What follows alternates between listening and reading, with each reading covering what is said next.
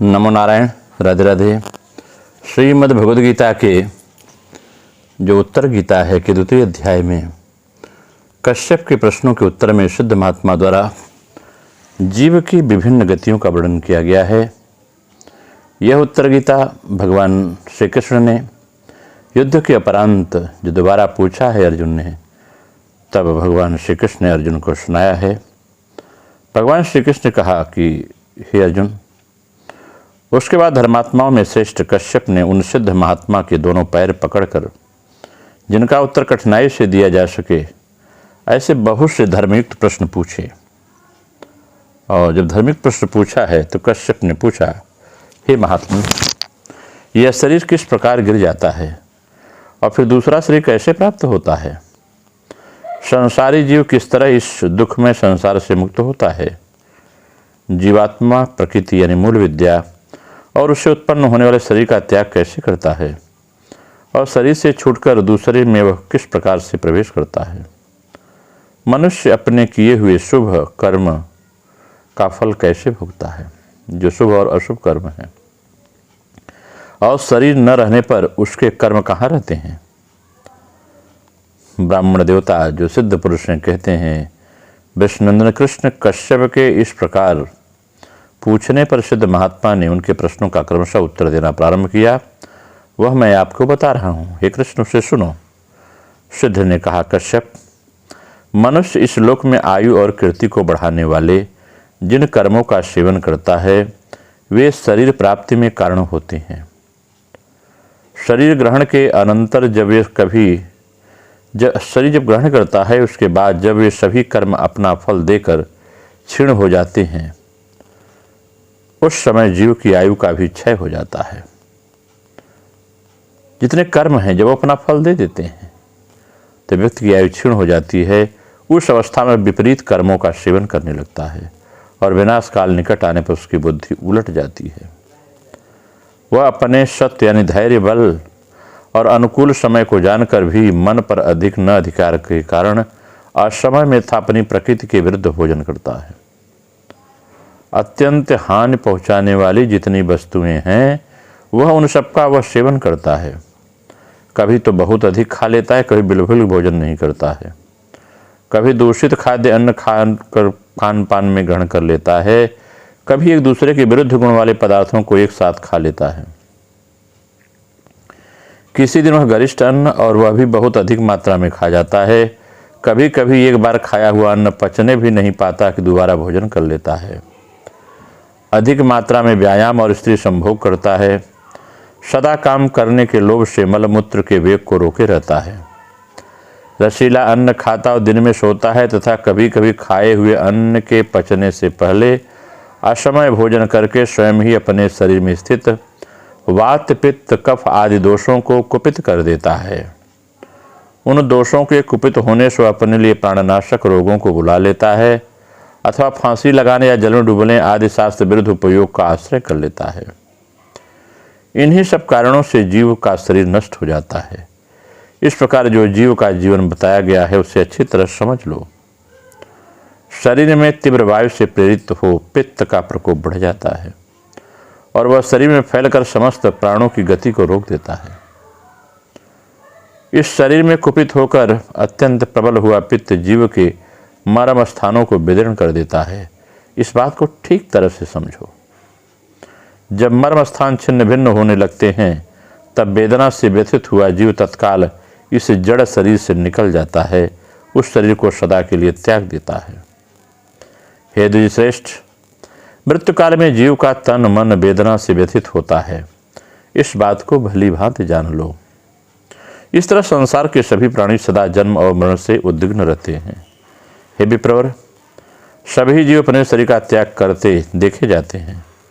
गर्भ में मनुष्य प्रवेश करते समय तथा गर्भ से नीचे गिरते समय भी वैसी ही वेदना का अनुभव करता है। मृत्यु काल में जीवों के शरीर की संधियां टूटने लगती हैं और जन्म के समय गर्भस्थ जल में भीग कर अत्यंत व्याकुल हो उठता है।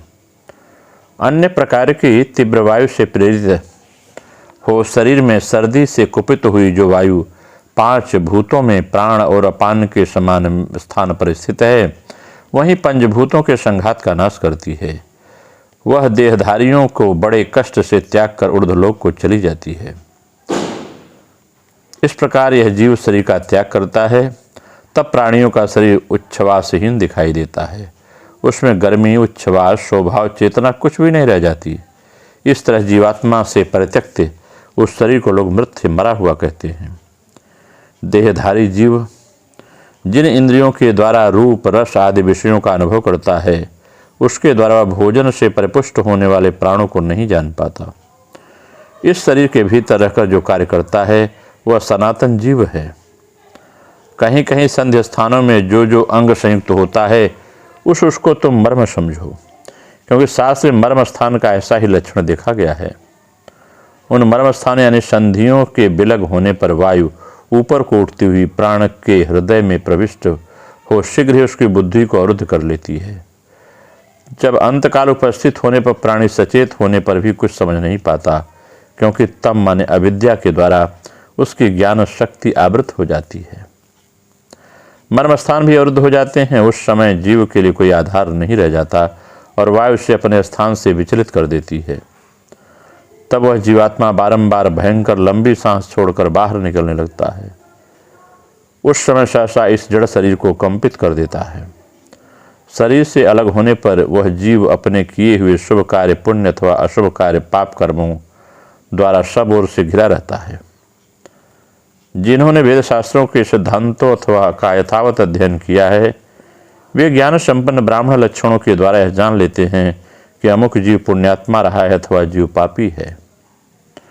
जिस तरह आँख वाले मनुष्य अंधेरे में इधर उधर उगते बुझते हुए खद्योत को देखते हैं, उसी तरह ज्ञान नेत्र वाले सिद्ध पुरुष अपने दिव्य दृष्टि से जन्मते, मरते और गर्भ में प्रवेश करते हुए जीव को सदा देखते रहते हैं। शास्त्र के अनुसार जीव के 3 प्रकार के स्थान देखे गए हैं: मृत्युलोक, स्वर्गलोक और नरक।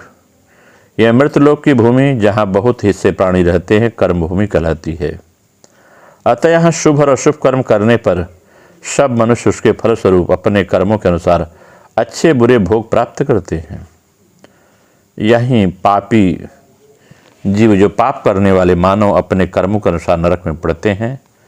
यह जीव की अधोगति है, जो घोर कष्ट देने वाली है। इसे पढ़कर पापी मनुष्य नरक अग्नि से पकाए जाते हैं। उससे छुटकारा मिलना बहुत कठिन है। अतः पाप कर्म से दूर रहकर अपने को नरक से बचाए रखने का विशेष प्रयत्न करना चाहिए। स्वर्ग आदि ऊर्ध्व लोगों को जाकर प्राणी जिन स्थानों में निवास करते हैं, उनका यहाँ वर्णन किया जाता है। इस विषय में यथार्थ रूप से मुझसे सुनो।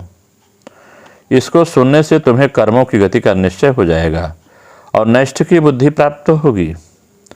जहाँ ये समस्त तारे हैं, जहाँ वह चंद्रमंडल प्रकाशित होता है, जहाँ सूर्यमंडल में जगत अपनी प्रभा से उद्भासित हो रहा है, ये सब के सब पुण्यात्मा पुरुषों के स्थान हैं, ऐसा जानो। पुण्यात्मा मनुष्य उन्हीं लोकों में जाकर अपने पुण्यों का फल भोगते हैं। जब जीवों के पुण्य कर्मों का भोग समाप्त हो जाता है, तब वहाँ से नीचे गिरते हैं। इस प्रकार बारंबार उसका आवागमन होता रहता है। स्वर्ग में भी उत्तम, मध्यम और अधम का भेद रहता है। वहाँ भी दूसरों का अपने से बहुत अधिक दीप्तमान तेज और ऐश्वर्य देखकर मन में संतोष नहीं होता। इस प्रकार जीव की सभी गतियों को मैंने तुम्हारे समक्ष अलग अलग करके पृथक पृथक रूप से वर्णन किया है। अब मैं यह बताऊंगा कि जीव किस प्रकार गर्भ में आकर जन्म धारण करता है। ब्रह्मन तुम एक चित्र होकर, एक एकाग्र चित्त होकर के मेरे मुख से इस विषय का वर्णन सुनो। इस प्रकार से दूसरे अध्याय में वर्णन होता है। तीसरे अध्याय की जो कथा है उत्तर गीता में आपसे फिर कहूँगा। नमो नारायण। राधे राधे।